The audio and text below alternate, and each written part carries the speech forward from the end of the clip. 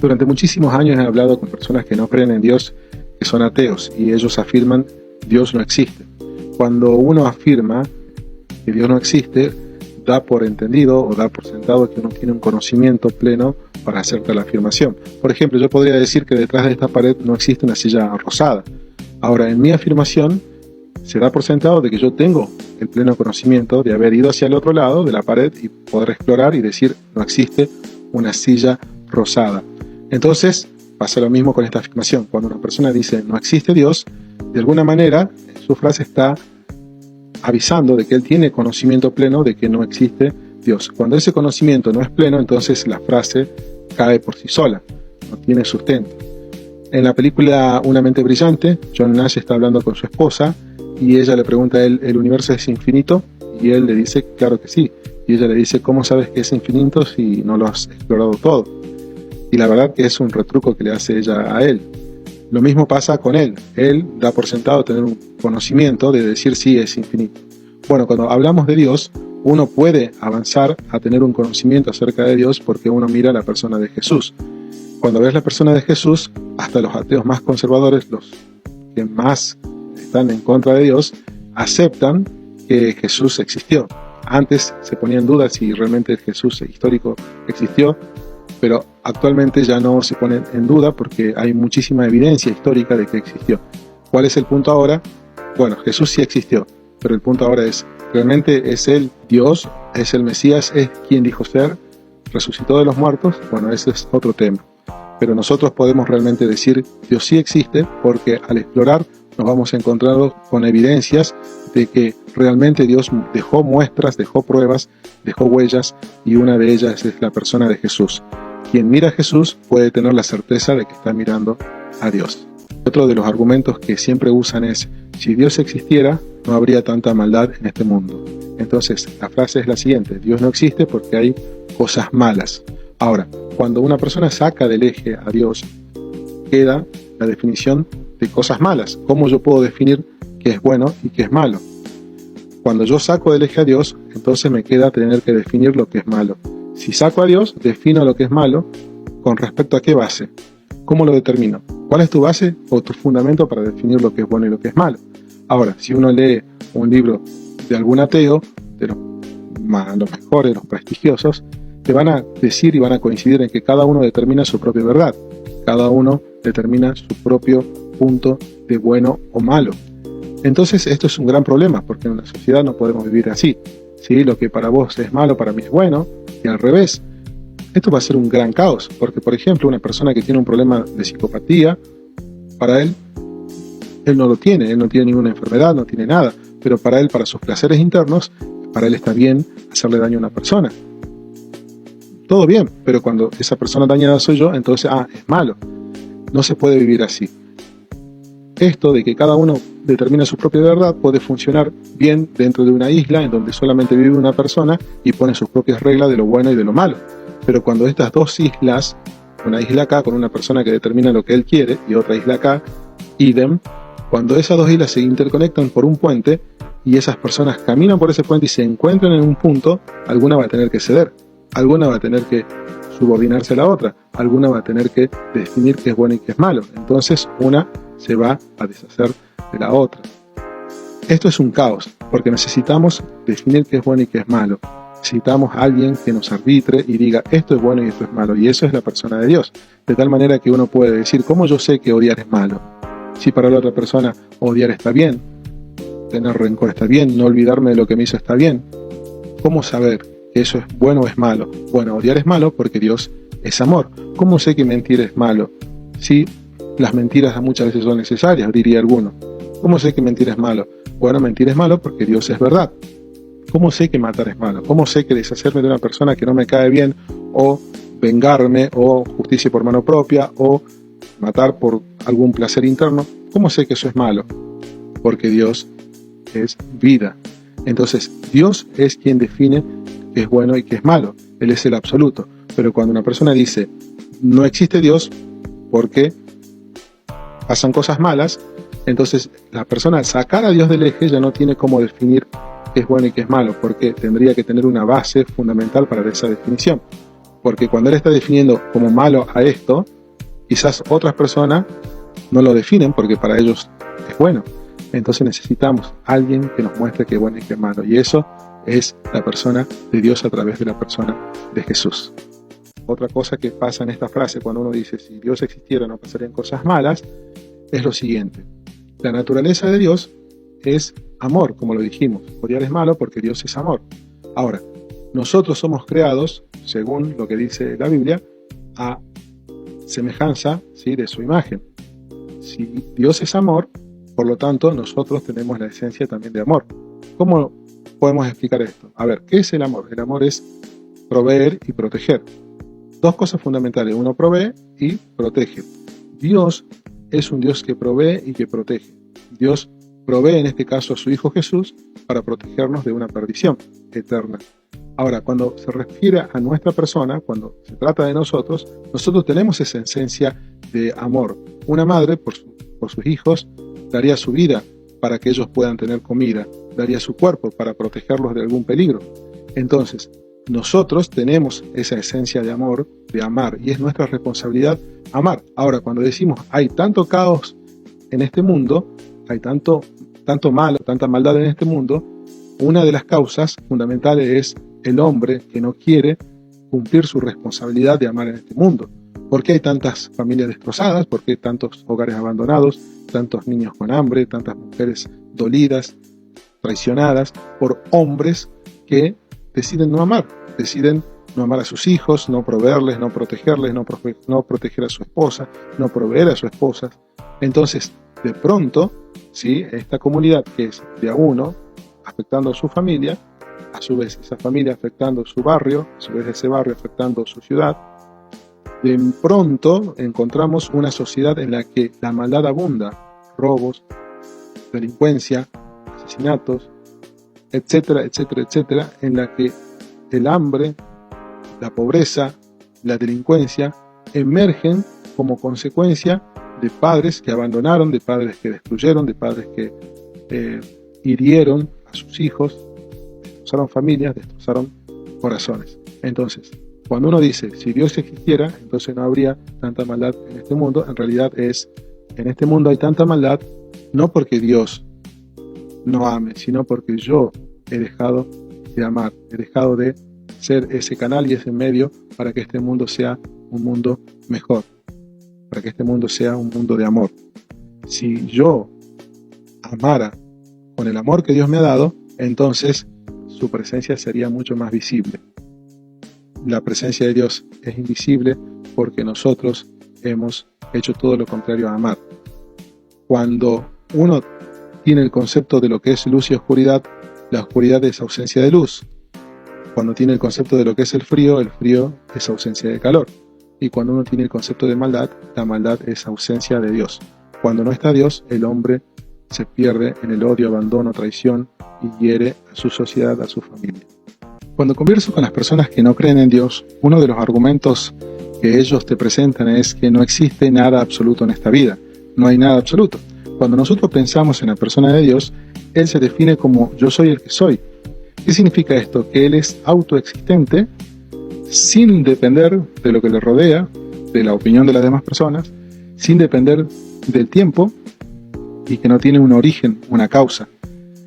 Esto es un Dios absoluto. Ahora, cuando nosotros pensamos en las personas que no creen en Dios, ellos afirman lo siguiente: no hay nada absoluto en este mundo. Y esto se expresa a través de la siguiente frase: no existe la verdad absoluta. Cada uno tiene su propia verdad. Ahora, cuando las personas afirman esto, cuando dicen no hay verdad absoluta, entonces mi pregunta es la siguiente: al decir vos no hay verdad absoluta, ¿es acaso tu verdad absoluta? ¿O puedo presumir que es relativa? Ahora, Steve Turner, un periodista inglés, se las ingenió para decir esto: no existe la verdad absoluta, excepto la verdad absoluta, que no hay verdad absoluta. Ahora, de alguna manera, él está mostrando la debilidad de que cuando uno afirma de que no hay una verdad absoluta, esa frase entra dentro de este terreno y se termina relativizando.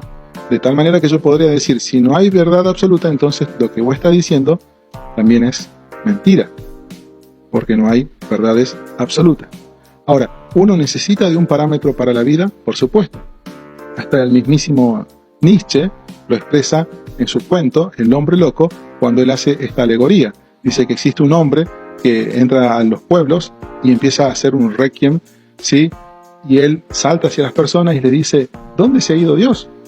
Y muestra a las iglesias como sepulcros de Dios y dice: nosotros lo hemos matado, somos su asesino.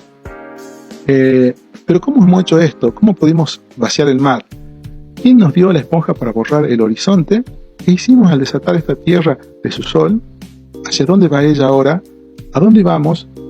Alejándonos de todos los soles, no estamos cayendo continuamente hacia atrás, hacia un lado, hacia adelante, hacia todos los lados. ¿Existe todavía un arriba y un abajo? ¿No estamos vagando como a través de la nada infinita?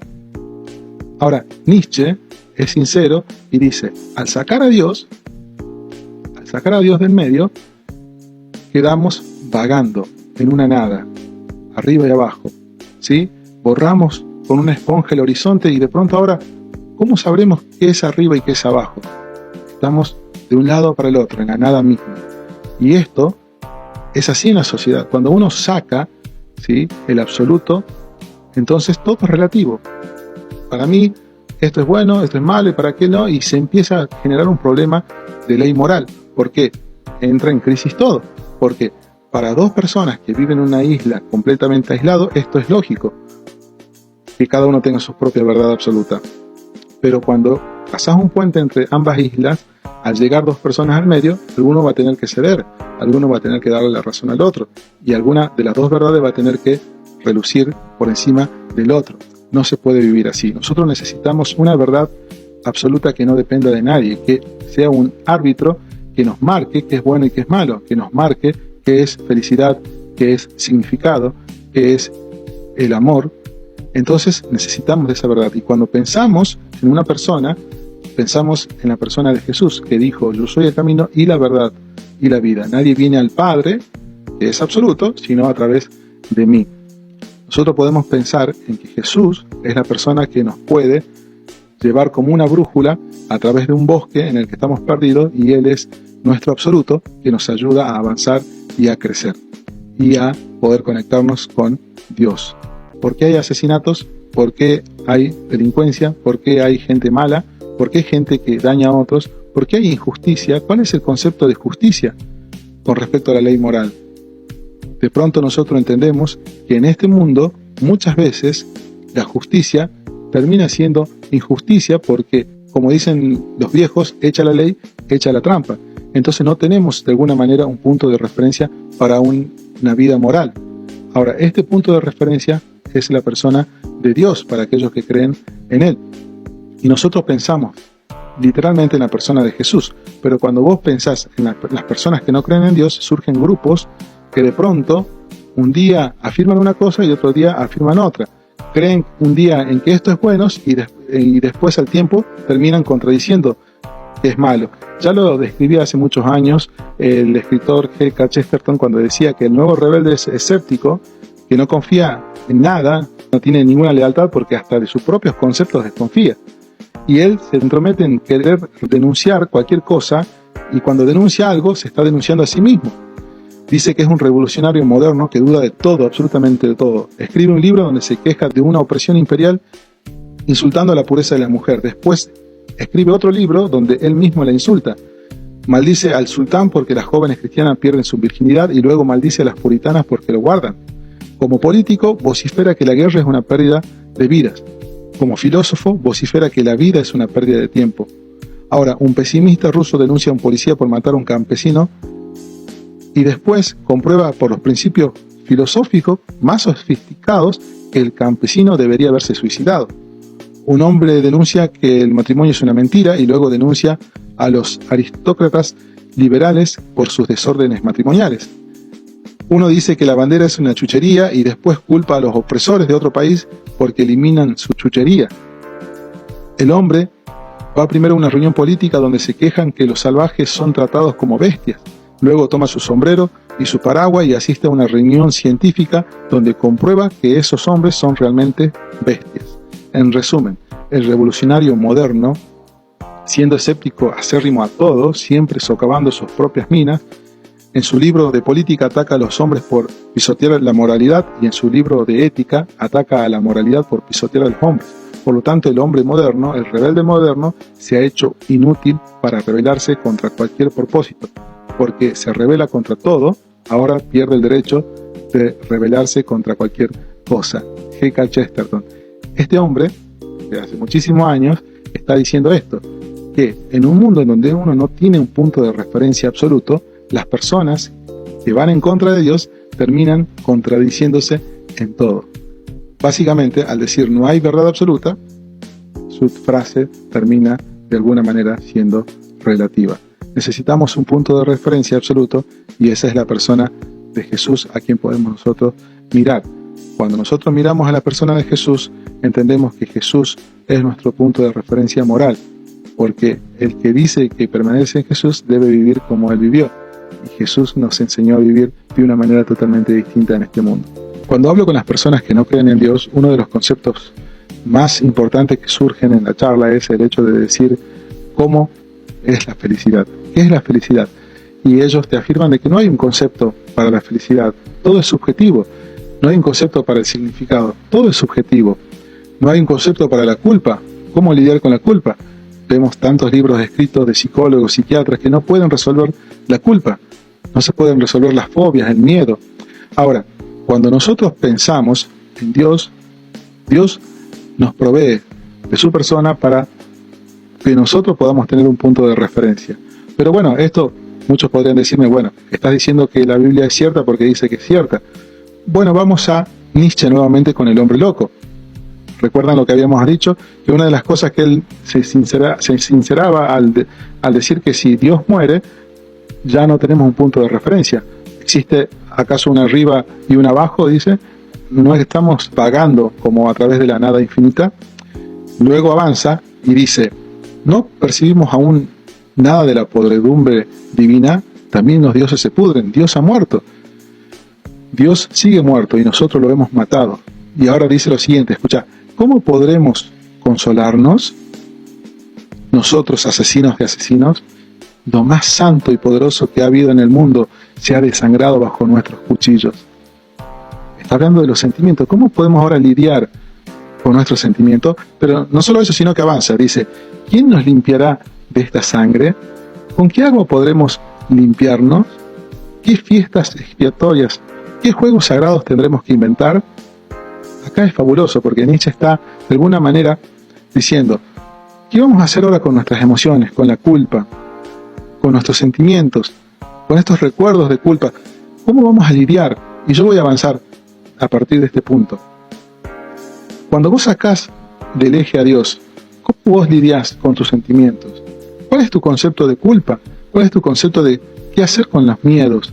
¿Qué hacer con el sentimiento de desdichas? Que no te sentís feliz. ¿Qué es la felicidad? ¿Valgo la pena? ¿Soy una persona importante? Si nosotros pensamos en Nietzsche, cuando habla acerca de Zaratustra y describe acerca de la llegada del superhombre y habla de aquellos que de alguna manera son un puente para la llegada del superhombre, son como un ocaso, como descartables para la llegada del superhombre. Y de alguna manera termina diciendo que cuando viene el superhombre, los que están alrededor son solamente un puente, un ocaso para esa llegada. Y este era el pensamiento de Adolfo, cuando veía al pueblo judío como un ocaso para la llegada del superhombre, descartables. Ahora, cuando vos pensás en tu propia vida, decís, ¿valgo la pena? ¿Realmente mi vida vale la pena? ¿Dios ve algo en mí? Bueno, he aquí la persona de Jesús que te dice, ¿no son vendidos 5 pajaritos por 2 monedas? ¿Y acaso Dios no se entera de eso? Dios lo sabe. ¿Acaso no sos más importante vos que un pajarito? Dios tiene contado todos los cabellos de tu cabeza. Dios viste las flores mejor de lo que se vestía Salomón. ¿Cuánto más no va a hacer con tu vida?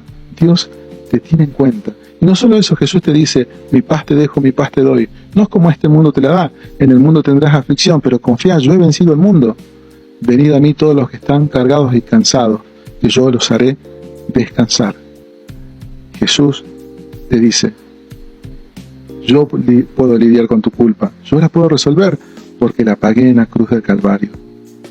Yo puedo lidiar con tu sentimiento de que no vales nada, de que te sentís que sos un inservible, un descartable. Para mí sos importante. Di la vida por vos. Este es el concepto, que cuando vos metés a Dios al medio, entonces podemos entender que se puede lidiar con la culpa porque Él la pagó en la cruz. Que podemos lidiar con el concepto de felicidad, con el concepto de significado. Somos amados y aceptados por Él. Y no así cuando lo sacás del medio. Nietzsche es demasiado sincero al decir: ¿qué haremos con esta sangre que está en nuestras manos? Dios te ama. Dios te ama profundamente a través de Jesús. Yo estoy convencido de que Dios no existe. Cuando me dicen esta afirmación, yo le hago la siguiente pregunta: ¿vos estás convencido de que Dios no existe porque investigaste y comprobaste que no está o no existe, o porque estás enojado con Dios? Porque, como vimos en otros videos, afirmar de que no existe es como afirmar de que detrás de esta pared no hay una silla rosada. Cuando yo digo eso, estoy dando por sentado de que yo tengo el conocimiento previo o pleno conocimiento de que en el otro lado no existe tal silla. Cuando uno dice no existe Dios, uno tiene el conocimiento pleno de que ha investigado y no lo ha encontrado. Entonces yo le hago esta pregunta: ¿o estás convencido de que Dios no existe porque investigaste y no está, o porque estás dolido con Dios? Cuando la persona se sincera, muchas veces me cuenta su historia y yo termino en ocasiones llorando, entendiendo la situación, y digo: ahora entiendo por qué no crees en Dios. Porque la persona ha vivido tragedias en su vida y eso ha generado dolor, y muchos sienten no solo dolor, sino un sentimiento de injusticia, un resentimiento que los lleva a estar en contra de la persona de Dios. Y esto es totalmente entendible. Nosotros podemos comprender esto, que si vos estás dolido con Dios, Dios, ¿sí?, sabe que vos estás dolido con Él y Él entiende tu dolor. Ahora, Dios no va a venir a decir: sos un incrédulo, te voy a mandar al infierno. No, Dios se duele con tu dolor. Recordemos que cuando a Jesús lo llaman a visitar a Lázaro, vemos que Lázaro está muerto. Una de las cosas que sucede es que Jesús llora, pero no llora porque Lázaro murió, porque Él simplemente con decir: Lázaro, ven fuera, lo iba a resucitar, sino que Jesús llora porque los demás estaban llorando. Ahora, entrando a este terreno, yo te puedo decir que Dios entiende tu dolor y a Dios le duele tu dolor. Yo sé que muchos van a decir: claro, está citando la Biblia como diciendo, la Biblia es cierta porque la Biblia dice que es cierta. Yo lo entiendo. En cierta manera sí, pero si yo te estoy hablando de Dios, déjame que te hable acerca de lo que Él piensa respecto a tu dolor. A Dios le duele tu dolor. A Dios te duele lo que a vos te duele. Y vos podés de alguna manera acercarte a Él sabiendo de que no es un Dios que está ajeno, no es un Dios que no le importa tu dolor, tu tragedia, lo que te pasó cuando eras chico, con lo que te pasó cuando te abandonaron, cuando te traicionaron, lo que sea. Dios está al tanto de tu dolor. Ahora, lo que Dios quiere es unirse con vos y poder juntos sanar tu pasado, sanar tu dolor, y Él entiende lo que estás viviendo porque Él mismo, ¿sí?, en la persona de Jesús, sufrió lo que vos estás sufriendo, ¿sí? Sufrió abandono, sufrió insultos, sufrió traición, sufrió todo menosprecio, el castigo físico, fue violentado, fue ultrajado, y Dios entiende lo que pasaste porque Jesús mismo lo vivió. Esto es cuando vos podés acercarte a Dios. Y si estás enojado con Él, podés tener una charla y decir: bueno, a ver, es hora de conversar. Esto me pasó, quiero que vos me puedas ayudar a sanar.